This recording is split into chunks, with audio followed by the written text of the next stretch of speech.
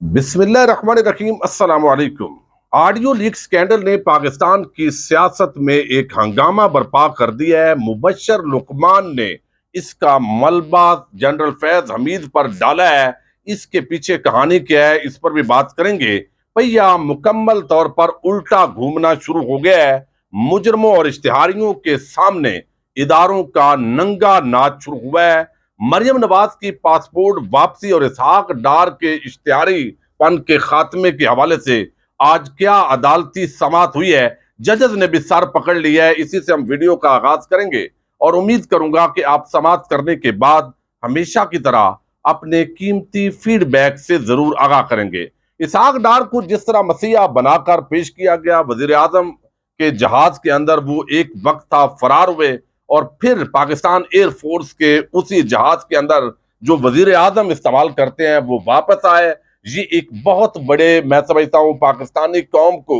ایک تھپڑ رسید کیا گیا ہے کہ آپ کی اوقات یہی ہے، یا قانون آئین کوئی معنی نہیں رکھتا وڈیروں، جاگیرداروں، سرمایہ داروں، حکمرانوں کے آگے۔ اب یہاں آپ دیکھیے کہ ججز جو ہے وہ بھی خود پریشان ہے کہ یہ جو ڈیل کا چکر ہے، NRO2+ دیا گیا ہے، اس کے اندر جو ہے وہ ہمارا کردار بھی آئے گا۔ تو آج جج محمد بشیر، ان کے سامنے اسحاق ڈار نے پیش ہونا تھا۔ IG جو اسلام آباد پولیس ہے اور وزیر داخلہ رانا ثناء اللہ وہ پہنچے ہوئے تھے۔ بڑا انہوں نے انتظار کیا، بڑا ماحول بنا ہوا تھا، لیکن جج محمد بشیر آج چھٹی پر چلے گئے اور اس پر بڑی پریشانی ہوئی۔ پھر رانا ثناء اللہ نے یہاں تک کہا کوئی بات نہیں، ہم واپس جا رہے ہیں، جج صاحب آئیں گے تو ہم دوبارہ آ جائیں گے۔ جج محمد بشیر، آپ کو علم ہے، اس سے پہلے ایون فیلڈ اپارٹمنٹ کیس کے اندر سزا بھی سنا چکے ہیں، لیکن یہاں پر ان کو بھی علم ہے کہ ہم کس طرح یہ جو پاکستان کے اندر کھیل کھیلا جا رہا ہے، جو ڈیلوں کا جمعہ بازار لگا ہوا ہے، اس کو ہم کس طریقے سے جو ہے وہ جسٹیفائی کریں گے۔ بہرحال آج جج صاحب جو ہے وہ چھٹی پر تھے اور اسحاق ڈار ابھی تک اشتہاری اسحاق ڈار کے سٹیٹس پر موجود ہیں، لیکن سینیٹر بھی بنیں گے، اس کا حلف بھی اٹھائیں گے اور اس ملک کے وزیر خزانہ بھی بنیں گے۔ اگرچہ پرانا حساب یہاں کوئی پوچھتا بھی نہیں ہے اور نئے پیک کے اندر اس کی باقاعدہ کمپین شروع ہوتی ہے۔ مریم نواز جو ہے، ان کا پاسپورٹ واپسی کے حوالے سے گزشتہ رات آپ کو بتا دیا تھا کہ نیب جو ہے اس نے سرنڈر کیا ہے۔ میں اس کو سرنڈر اس لیے کہہ رہا ہوں کہ ابھی تک بہت سارے بینچ لاہور ہائی کورٹ کے بنے جنہوں نے کہا کہ ہم جو ہے یہ واپس نہیں کریں گے پاسپورٹ، اور ججز جو ہے وہ ایک بینچ ٹوٹا، دوسرا، تیسرا، چوتھا، اور اب جو ہے وہ نیب نے کہا کہ ہمیں کوئی اعتراض نہیں ہے، بے شک مریم کو پاسپورٹ دے دیا جائے۔ تو مریم نواز نے چونکہ لندن روانہ ہونا ہے اور یہ ڈیل پر ڈیل جو ہو رہی ہے اس پر عمل درآمد کا سلسلہ شروع ہے، لیکن آج امجد پرویز ایڈوکیٹ وہ چونکہ پیش نہیں ہوئے، chief justice Lahore high court, ان کی سربراہی کے اندر یہ بینچ تھا اور اس نے سماعت کرنی تھی۔ پھر چیف جسٹس نے کہا کہ جب یہاں پر لاہور ہائی کورٹ کے اندر جو ہے وہ ہماری ہیرنگ ہے تو امجد پرویز دوسری عدالت کے اندر کیوں گئے ہیں؟ اس کا مطلب ہے انہوں نے ہمیں اہمیت نہیں دی، لہذا ہم آج اس کی جو سماعت ہے وہ نہیں کر رہے ہیں۔ تو اب یہ جو ہے وہ مزید ایک ہفتے کے لیے اس سماعت کو بھی ملتوی کر دیا گیا ہے کہ مریم نواز کو پاسپورٹ واپس فی الحال نہیں ملا، لیکن جو معاملات ہیں وہ ایسے لگتا ہے کہ اسلام آباد ہائی کورٹ سے بھی ایک دو پیشیوں کے بعد ان کے حق میں فیصلہ آئے گا۔ پھر لاہور عدالت جو ہے، لاہور ہائی کورٹ، وہ پاسپورٹ واپس کرے گی تو مریم نواز کا لندن جانے کا راستہ ہموار ہوگا۔ لیکن اس کے ساتھ جو اگلی پلاننگ ہے اس کے تحت یہی ہے کہ ہم نے جس طریقے سے نواز شریف کو واپس لانا ہے مریم نے، اور پلان کے مطابق لاہور ہائی کورٹ سے مریم کا پاسپورٹ واپس ہوگا، اسلام آباد ہائی کورٹ سے مریم نواز بری ہوں گی، اور پھر مریم نواز لندن جائیں گی، اور اس دوران ہائی کورٹ سے نواز شریف کی حفاظتی ضمانت جو ہے وہ منظور کی جائے گی اور مریم نواز کے ہمراہ وہ لندن سے پاکستان آئیں گے۔ تو یہ پلان اس وقت جو ہے وہ اس پر بات ہو رہی ہے، لیکن دیکھتے ہیں، ایسے لگتا ہے کہ جیسے اس وقت پاکستان کے مجرموں اور اشتہاریوں کے سامنے پاکستان کے جو ادارے ہیں وہ ننگا ناچ یعنی ناچ رہے ہیں۔ عوام کی کوئی پرواہ نہیں ہے۔ 23 کروڑ پاکستانی عوام جو ہے وہ جب ان کی باری ہوتی ہے، عام آدمی جو چھوٹا چور ہے، ڈکیٹ ہے، وہ جیل کے اندر ہوتا ہے اور اس پر بڑی پابندیاں بھی ہوتی ہیں۔ ہفتہ وار ملاقات کے جو دن ہیں وہاں جا کر اس کو ملنا ہوتا ہے، اس کو بیرک کے اندر بند بھی رکھا جاتا ہے، انسانی حقوق کی روز پامالی بھی ہوتی ہے۔ لیکن یہاں پر کوئی جتنا بڑا مجرم ہے، چور ہے، اتنا زیادہ باعزت ہے۔ یا تو یہ کہا جائے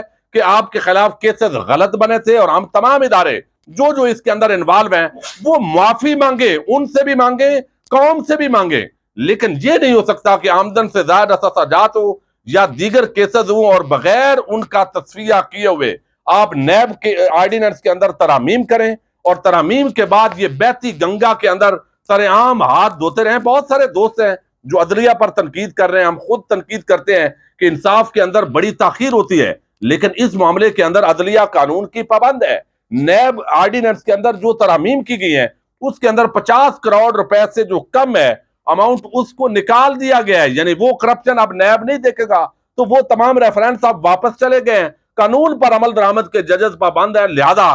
یہ جو کھیل کھیلا جا رہا ہے اس کے اندر وہ بے بس ہیں۔ اس کے باوجود آج جو ہے وہ پاسپورٹ واپسی بھی نہیں ہوئی اور اسلام آباد کے جو جج ہیں بشیر احمد صاحب وہ چھٹی پر بھی گئے ہیں۔ بہرحال ایک عجیب قسم کا کھیل اس ملک کے اندر کھیلا جا رہا ہے۔ اب آڈیو لیک سکینڈل جو ہے وہ آپ دیکھیے کہ اس سے ایک ملکی سیاست کے اندر بھونچال آیا ہے۔ جس طریقے سے مریم نواز کی وہ باتیں لیک ہوئی ہیں، خاص طور پر غریب دشمنی کا وہ ایک عملی ثبوت جس کے اندر وہ کہہ رہی ہیں کہ ایک بڑا کریڈٹ ہے عمران خان کے نام کے صحت کارڈ، اس کو ختم کیجئے انکل جی۔ انکل جی کہتے ہیں کہ میں پیسے کی کمی کا بہانہ بنا کر اس کو ختم کر دوں گا۔ اب سیدھا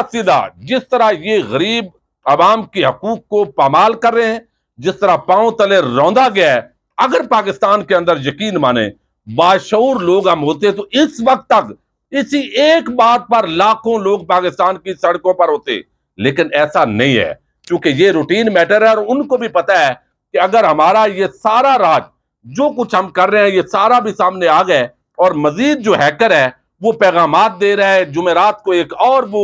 آڈیو لیک کرنے جا رہا ہے، تو جو بھی آ جائے وہ اس کو مینج کر لیں گے کیونکہ صحافیوں کا طبقہ ملامتیہ ان کے ساتھ ہے، وہ پوری کمپین کرتے ہیں، ماحول بناتے ہیں۔ ایک وقت کے اندر اب وہ اسحاق ڈار کو مسیحا بنا کر پیش کر رہے ہیں۔ بھئی پہلے آپ انڈیا سے وزیر خزانہ لے کر آئے تھے، مفتاح اسماعیل بھی تو آپ کا دیا ہوا تحفہ تھا، تو یہ اب سارا ملبہ مفتاح پر ڈال کر اسحاق ڈار کو ذریعے جو ہے وہ پہلے آئل پرائسز میں اضافہ کیا گیا، اب کم کیا جائے گا اور یہ کہا جائے گا واہ واہ واہ، ڈھولکنی بجانے والے وہ پورے صحافی طبقہ جو ہے وہ تیار ہے۔ لیکن ایک بڑی حیرت انگیز بات ہے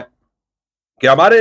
جو مقتدر ادارے ہیں، اسٹیبلشمنٹ ہے، ان کو بہت غصہ لگتا ہے۔ پچھلے دنوں عمران خان صاحب نے فیصل آباد کے اندر گفتگو کی اور اس کے اندر انہوں نے بات کی کہ کوئی محب وطن جرنل آ گیا تو یہ شریف خاندان اور ان کے لیے اچھا نہیں ہوگا، تو اس پر ہم نے دیکھا کہ ایک پریس ریلیز آئی اور کہا گیا کہ غصے کی لہر دوڑ گئی ہے۔ لیکن اب بڑی حیرت کی بات ہے کہ یہاں پر ایک صحافی ہیں اور ان کی ریٹنگ تو آج کل ہے نہیں، چونکہ جب سے یہ گئے ایک طرف تو لوگوں نے ان کو پہچان لیا، مبشر لقمان، لیکن ایک صحافت کے اندر ایک نام ہے۔ اب مبشر لقمان آپ دیکھیے کہ مریم نواز ہوں، نواز شریف ہوں، باقی تو غصے کی لہر بھی دوڑتی ہے، لیکن جنرل فیض حمید کو جو بھی ٹارگٹ کرے ایسے لگتا ہے کہ اس کو لائسنس دیا ہوا ہے، اس پر کسی کو غصہ بھی نہیں آتا اور وہ ایسے لگتا ہے جیسے کور کمانڈر ہے ہی نہیں۔ بھائی آپ دیکھیے کہ یہاں یہ جو شخص ہے مبشر لقمان ویلاگ کرتا ہے ایک دن پہلے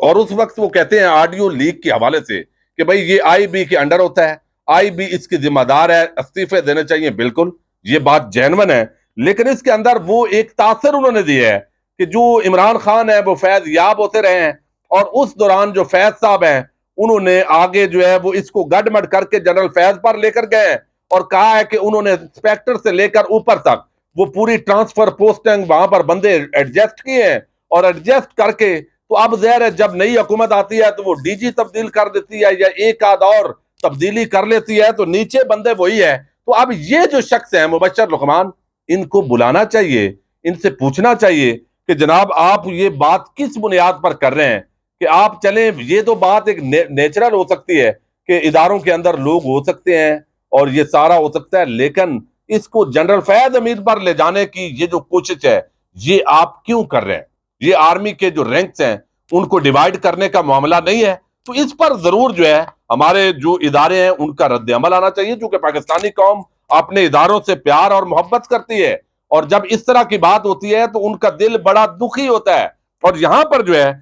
وہ کہہ رہے ہیں کہ جنرل فیض حمید نے انٹیلیجنس بیورو میں انسپیکٹر سے لے کر ڈی جی لیول تک اپنے بندے بھرتی کیے، जिन्होंने पीएम हाउस और पीएम सेक्रेटरीट से ऑडियोज रिकॉर्ड की। मुबशर लुकमान जो है ये बात कर रहा है एक हादर सर्विस कोर कमांडर्स की तरफ, जो है वो इशारा करके कि ऑडियो लीक के पीछे चूंकि ये सिर्फ नून लीग को टारगेट किया गया है तो ये इमरान खान जो है वो बच गए हैं। तो भाई यहाँ तो जरदारी का भी जिक्र नहीं है, बिलावल का भी नहीं है, तो पीपल्स पार्टी भी बच गई है, फजल रहमान भी बच गए हैं, वो सारे आते जाते हैं तो वो भी नहीं हुआ। तो ये सारी चीजें जो है इसको एक खास किस्म के पैराए के अंदर जब तक तहकीकात मुकम्मल नहीं हुई लेकर जाना, ये मैं समझता हूँ मुबशर लुकमान की ज्यादती है और इस पर इनसे पूछना चाहिए, तहकीकात करनी चाहिए। ये बहुत बड़ी डिवीजन करने की एक कोशिश है और ये बड़ा आसान किस्म का जो टारगेट है इस वक्त लग गया और आवाम ये समझती है कि ये क्या वजह है कि जनरल फैज पर हर नथु खैरा जो है वो बात करता है और उस पर कोई भी आगे से पूछने वाला नहीं होता।